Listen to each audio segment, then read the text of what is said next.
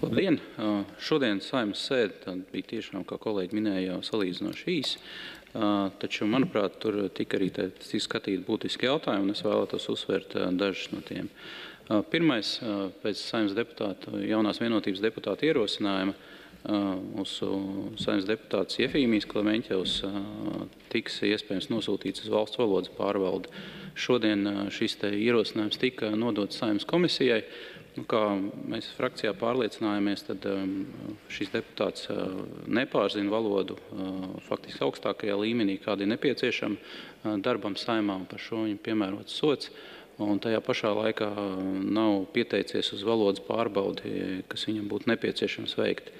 Rezultātā Saeimas komisija uzsāks savu darbu, un jāatgādina, kā rezultāts var būt arī tas, ka, ja netiek apgūta valoda pietiekošā līmenī, deputāts var tikt izslēgts arī no Saeimas sastāva. Kā nākamais jāmin ir mums Saeimā noslēdzies darbs pie likumprojekta pakotnes, kas saistās ar invazīvajām sugām, kur Latvijā varēs tikt noteikts invazīvo sugu saraksts pašlaik, un tādu kaitēklis kā Spānijas kailgliemežs varēs tikt noteikts par invazīvo sugu, un arī attiecīgi tiks izstrādāt pasākumi viņa apkarošanai. Kā zināms, tas mums dārzos nodara lielu postu, un tā ir kaut kāda lieta, ar ko ir jācīnās, un tagad arī pasākumi varēs tikt veikt valstiskā līmenī. Kā nākamais jānorāda arī tas, ka Latvija kļūst par Starptautiskās enerģētikas aģentūras dalību valsti. Tā ir liela enerģētikas organizācija, kur mums būs iespēja smelties labāko pasaules praksi, apmainīties ar informāciju, un tajā pašā laikā arī piedalīties naftas drošības rezervi apmaiņas sistēmā, un tādā veidā mēs kļūsim arī drošāki savā energoapgādē.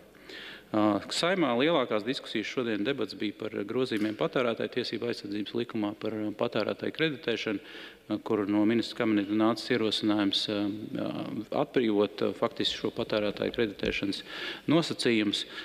Tur jāsaka, ka ir debats bija asas un arī diezgan izsmeļošs, manuprāt, bet Saeimas vairākums lēma šodien turpināt darbu pie šī likumprojekta un virzīt viņu uz nākamo lasījumu.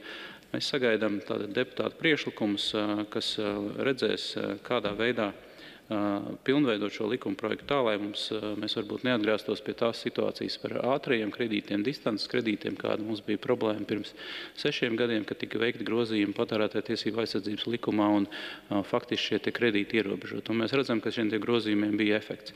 Taču pat tajā pašā laikā jāatzīst, ka līdz ar to tika aizliegta reklāma arī par tādām lietām kā auto līzings vai gludekļa līzings vai veļas mašīnas un tādām lietām, kur patērētājiem arī nav pašlaik pieejama informācija par labākajiem iespējamiem piedāvājumiem, kas sadārdzina to, pa cik cilvēki aizņemās naudu, lai nopirktu sev dažādas lietas, kas varbūt maksā dārgāk nekā viņi var atļauties kārtējā mēneša izdevumos.